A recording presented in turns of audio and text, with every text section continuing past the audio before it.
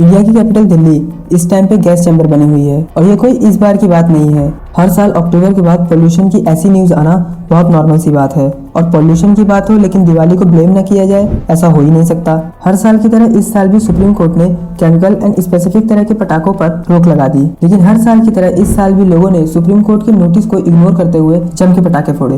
ये सारी चीजें आधी अधूरी हैं, तो इसीलिए आज हम इस वीडियो में दिल्ली के पोल्यूशन की असली वजह जानने की कोशिश करेंगे। कृपया करके वीडियो पूरी देखिएगा और अच्छी लगे तो शेयर भी करिएगा।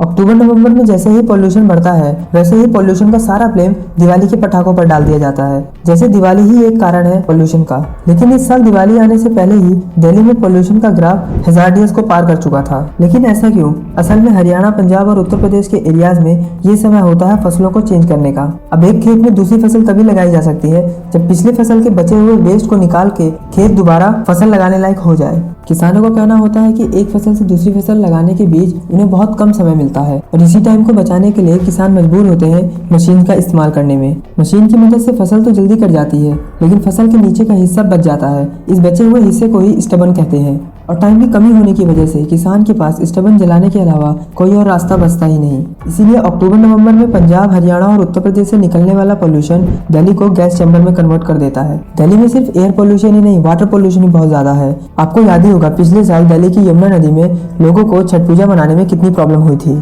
छठ पूजा के टाइम पे यमुना नदी में पोल्यूशन से बने झाग को छिपाने के लिए केमिकल्स का छिड़काव किया जा रहा था। और अगर कहीं पे पोल्यूशन है तो नॉर्मल सी बात है, पब्लिक तो गवर्नमेंट से ही सवाल पूछेगी ना। जब पंजाब में आम आदमी पार्टी की सरकार नहीं थी तब दिल्ली के सीएम का कुछ ये कहना था। दिल्ली के लोगों की सेहत के साथ खेल रहे हैं आप। दिल्ली के लोगों को रोज सुबह से शाम तक गाली दे रहे हैं। तो मैं उनसे केवल यही कहना चाहता हूं कि दिल्ली के लोगों का मजाक उड़ाना बंद कीजिए। और अब दिल्ली के लोग परेशान हो चुके हैं पोल्यूशन से। हम स्पेसिफिक टाइमलाइंस चाहते हैं पंजाब सरकार से, कैप्टन सरकार से, खट्टर सरकार से और केंद्र सरकार से। दिल्ली की जनता स्पेसिफिक टाइमलाइंस चाहती है। आप हमें बताइए कि आप कब तक पराली जलाना बंद करवाएंगे। आप कब तक हमारे पंजाब और हरियाणा के किसानों को टेक्नोलॉजी और मशीनें उपलब्ध करवाएंगे। आपकी भी जवाबदेही तय होनी चाहिए। दिल्ली की जनता अब आपसे स्पेसिफिक टाइमलाइंस और माइलस्टोन्स मांगती है कि आप हमें बताइए कब तक आप पराली जलाने का ये बंद करेंगे। और जब पंजाब में आम आदमी पार्टी की सरकार बन गई तब आम आदमी पार्टी के मंत्री हरियाणा और उत्तर प्रदेश की सरकार को ब्लेम करते हुए दिखाई दिए। पंजाब में पराली पिछले साल से आधी जली है। केंद्र सरकार का आंकड़ा है, उन्होंने भी जारी किया। लेकिन पराली जल रही है। लेकिन उस पराली का, पंजाब के पराली के धुएं का आज दिल्ली पे उतना असर नहीं है जितना हरियाणा, उत्तर प्रदेश का है। क्यों? क्योंकि हवा की स्पीड ही नहीं है। हवा जब चलेगी नॉर्थ वेस्ट की, जब हवा चलेगी तभी तो पंजाब से पराली यहां आएगी। अभी तो जो इसके चारों तरफ का धुआं है वही इसको चोक कर रहा है।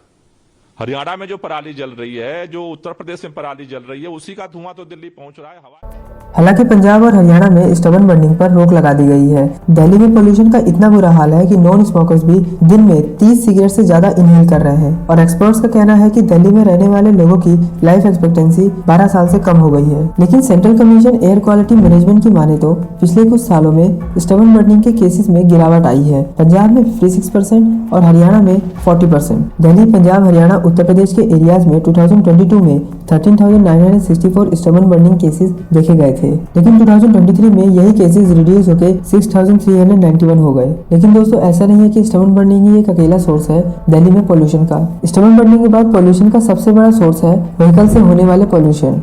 CSE यानी सेंटर ऑफ साइंस एनवायरनमेंट के अकॉर्डिंग दिल्ली में पोल्यूशन के सबसे बड़े कंट्रीब्यूटर खुद दिल्ली के व्हीकल्स ही हैं। दिल्ली में लगभग 51% से ज्यादा पोल्यूशन खुद दिल्ली के व्हीकल से ही होता है। सिर्फ यही नहीं, automatic research association of India और एनर्जी एंड रिसर्च इंस्टीट्यूट के अकॉर्डिंग 2018 में 40% दिल्ली का पोल्यूशन सिर्फ व्हीकल से हुआ था।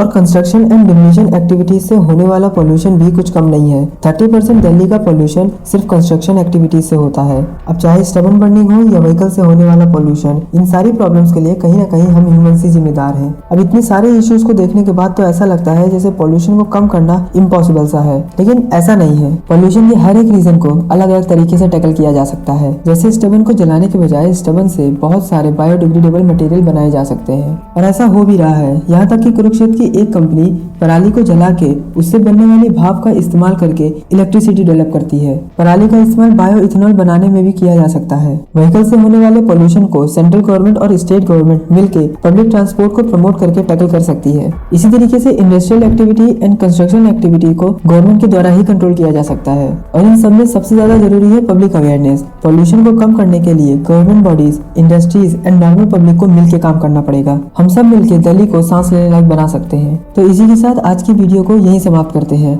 अगर आपको वीडियो पसंद आया हो तो लाइक एंड शेयर करें। अब हम मिलेंगे अगले वीडियो में, तब तक के लिए नमस्कार।